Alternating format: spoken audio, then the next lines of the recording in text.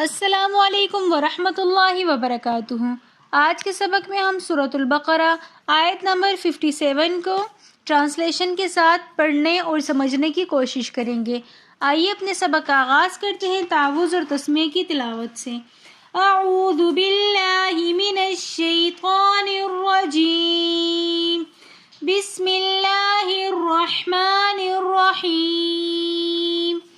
وَظَلَّلْنَا عَلَيْكُمُ الْغَمَامَ وَأَنزَلْنَا عَلَيْكُمُ الْمَنَّ وَالسَّلْوَىٰ، اور سایہ کیا ہم نے تمہارے اوپر بادلوں کا، اور نازل کیا ہم نے تمہارے اوپر من اور سلوہ۔ کُلُوا مِن طَیِّبَاتِ مَا رَزَقْنَاکُمْ، کھاؤ تم پاکیزہ چیزوں میں سے جو ہم نے تم کو دی۔ وَمَا ظَلَمُونَا وَلَٰكِن كَانُوا أَنفُسَهُمْ يَظْلِمُونَ، اور ہم نے ظلم نہیں کیا لیکن یہ خود اپنی جانوں پر ظلم کرتے تھے۔ وَظَلَّلْنَا، اور ہم نے سایہ کیا، عَلَيْكُمْ تمہارے اوپر، الغمام بادلوں کا، وَأَنزَلْنَا، اور ہم نے نازل کیا، عَلَيْكُمْ تمہارے اوپر، المن والسلوى من اور سلوہ۔ کلو کھاؤ، من طیباتی پاکیزہ چیزوں میں سے، ما رزقناہم جو ہم نے تم کو دی، وما ظلمونا اور ہم نے ظلم نہیں کیا، ولکن کانوا انفسہم یظلمون لیکن تم ہمیشہ خود اپنا نقصان کرتے تھے، تم اپنے اوپر خود ظلم کرتے تھے۔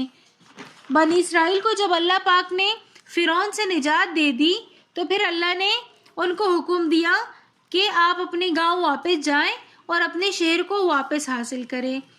یہاں پر جو اللہ نے بادلوں کا سائے کرنے کا ذکر ہے تو یہ قصہ ہے وادی طی کا۔ وادی طی کی جو پوری سٹوری ہے وہ اس طرح ہے کہ بنی اسرائیل کا جو اصل ملک تھا وہ تھا ملک شام۔ حضرت یوسف علیہ السلام کے وقت میں جب یہ مصر آ گئے تھے اور یہیں پر یہ پھر رہنے لگے، ملک شام میں عمالقہ نامی قوم کا تسلط ہو گیا، انہوں نے وہاں پر رہنا شروع کر دیا۔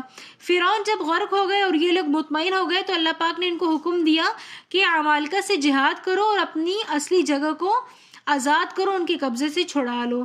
تو بنی اسرائیل اس ارادے سے مصر سے روانہ ہو گئے اور ان کی حدود میں پہنچ کر جب انہوں نے قوم عمالقہ کو دیکھا تو وہ تو ایک بہت ہی مضبوط اور قوت والی قوم تھی، تو ان کو دیکھ کر یہ ہمت ہار بیٹھے اور انہوں نے جہاد سے صاف انکار کر دیا۔ تو اللہ نے ان کے انکار کی ان کو یہ سزا دی کہ 40 سال تک یہ ایک میدان میں گھومتے رہے پریشان، لیکن ان کو گھر پہنچنا نصیب نہیں ہوا۔ یہ میدان کوئی بہت بڑا نہیں تھا بلکہ مصر اور شام کے درمیان کوئی 10 میل کے قریب تقریباً یہ کوئی تھا رقبہ جس کے اندر یہ چل رہے تھے، لیکن ان کو اپنے گھر نہیں مل رہے تھے۔ یہ لوگ اپنے وطن مصر جانے کے لیے دن میں سفر کرتے اور رات کو کسی منزل پر اترتے، لیکن جب صبح دیکھتے تو یہ جہاں سے انہوں نے چلنا سٹارٹ کیا ہوتا یہ وہیں پر ہوتے، کیونکہ یہ اللہ نے ان کے لیے سزا منتخب کی تھی کہ انہوں نے جب قوم عمالقہ کو دیکھنے کے بعد، ان کی طاقت اور ان کی قوت کو دیکھنے کے بعد جب انہوں نے جہاد سے انکار کیا تو اللہ نے ان کو سزا دی کہ اب ان کے لیے گھر پہنچنا، اللہ پاک نے ان کے منزل کو اللہ نے پوشیدہ کر دیا اور اللہ نے یہ پریشانی ان کے نصیب میں لکھ دی کہ یہ اب گھر نہیں پہنچ سکیں گے۔ دوبارہ یہ دن کے وقت سفر شروع کرتے، رات کو کسی منزل پر ٹھہرتے، لیکن رات کے وقت دوبارہ یہ آرام کرنے کے بعد صبح جب دیکھتے تو دوبارہ وہیں پر ہوتے جہاں سے انہوں نے اپنے سفر کا آغاز کیا ہوتا۔ وادی طی ایک بہت ہی بڑا اور کھلا میدان تھا، نہ اس میں کسی قسم کی عمارت تھی، نہ درخت تھی کہ دھوپ میں اس کے نیچے پناہ لے سکیں اور گرمی سے بچا جا سکے، اور نہ ہی یہاں پر کوئی کھانے پینے کا سامان تھا، نہ پہننے کے لیے کوئی ان کے پاس لباس تھا، مگر اللہ تعالیٰ نے معجزے کے طور پر حضرت موسیٰ علیہ السلام کی دعا سے اسی میدان میں ان کی تمام ضروریات کا انتظام فرما لیا۔ بنی اسرائیل نے دھوپ کی شکایت کی تو اللہ نے ایک سفید بادل کو ان کے اوپر بچھا دیا جو ہر وقت ان کے اوپر سایہ کرتا تھا۔ پھر جب ان کو بھوک کا تقاضا ہونے لگا تو اللہ نے من و سلوہ نازل فرما دیا۔ یعنی درختوں پر اللہ نے ترنجین کی شکل میں ایک شیریں حلوے ٹائپ کی کوئی چیز پیدا کر دی جو اتنی زیادہ مقدار میں ہوتی تھی کہ یہ لوگ اس کو جمع کر لیتے تھے، اور اسی کو من کہا جاتا ہے۔ اور بٹیرے اللہ پاک نے اس قدر تعداد میں ان کے پاس بھیج دی، اور وہ ان سے بھاگتی نہیں تھی، ان سے ڈرتی نہیں تھی، یہ ان کو آسانی سے پکڑ لیتے تھے اور ذبح کر کے کھا لیتے تھے۔ اسی کو سلوہ کہا گیا ہے۔ یہ لوگ دونوں یعنی کہ جو یہ بہت ہی مزے کی چیزیں ہوتی تھی، اس سے اپنی پیٹ بھر لیتے تھے۔ چونکہ یہ جو من اور سلوہ تھا یہ ان کی استعمال سے اللہ نے زیادہ بھیج دی تھی، کیونکہ اللہ تو بہت مہربان اور رحیم ہے، جب نوازتے ہیں تو اپنی شان کے مطابق نوازتے ہیں۔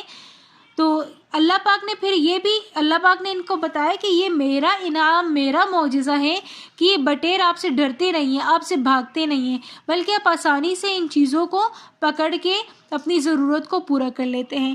پھر جب ان کو پانی کی ضرورت پیش آئی تو موسیٰ علیہ السلام نے اللہ کے حکم سے ایک پتھر پر لاٹھی کو مارا اور اس سے 7 چشمے نکل آئے، اور جس سے یہ اپنی پانی کی ضرورت بھی پوری کر لیتے تھے، جس کا ذکر آگے آیات میں انشاءاللہ آئے گا۔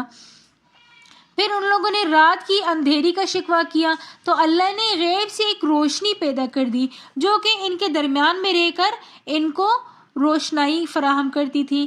پھر انہوں نے کپڑے میلے ہونے اور پھٹنے کی جب ان کو ضرورت پیش آئی تو اللہ نے ان کو ایک دوسرے انعام کی صورت میں یہ نوازا کہ ان کے کپڑے نہ تو میلے ہوتے تھے، اور جیسے جیسے ان کے بچے بڑے ہوتے تھے تو ساتھ ساتھ ان کے لباس بھی انہی کی قد کے ساتھ ساتھ بڑے ہونا شروع ہو جاتے تھے۔ لیکن ان لوگوں کو یہ حکم تھا کہ جتنی ان کو ضرورت ہو یہ لے لیا کریں، لیکن آئندہ کے لیے جمع نہ کریں۔ مگر ان لوگوں نے دوبارہ حرص شروع کر دی، جو کہ بنی اسرائیل کی شروع سے ہی فطرت میں تھا، اور انہوں نے کیا کیا، گوشت کو جمع کرنا شروع کر دیا۔ تو جس کی سزا اللہ نے یہ دی کہ گوشت کو سڑنا شروع ہو گیا اور گوشت سے اسمیل آنی شروع ہو گئی۔ تو اسی لیے جو آگے اللہ نے فرمایا وَلَٰكِن كَانُوا وَمَا ظَلَمُونَ، کہ اللہ فرماتے ہیں میں نے ظلم نہیں کیا، وَلَٰكِن كَانُوا أَنفُسَهُمْ يَظْلِمُونَ، کہ تم خود اپنی جانوں پر ظلم کرتے تھے۔ جب میں نے کہا کہ ہر روز کے لیے تمہیں فریش مانو سلوا دیا کروں گا تو تم نے کیوں جمع کرنا شروع کر دیا؟ جب جمع کر دیا تو اللہ نے بھی اس کے سڑنے کے اسباب بنا دیے جو کہ ان کو سزا کے طور پر ملے۔ اگر آپ کو ہماری آج کی ویڈیو پسند آئی ہو تو ویڈیو کو لائک، کمنٹ، شیئر اور سبسکرائب ضرور کیجیے گا۔ ملتے ہیں نیکسٹ ویڈیو میں، تب تک کے لیے اللہ حافظ۔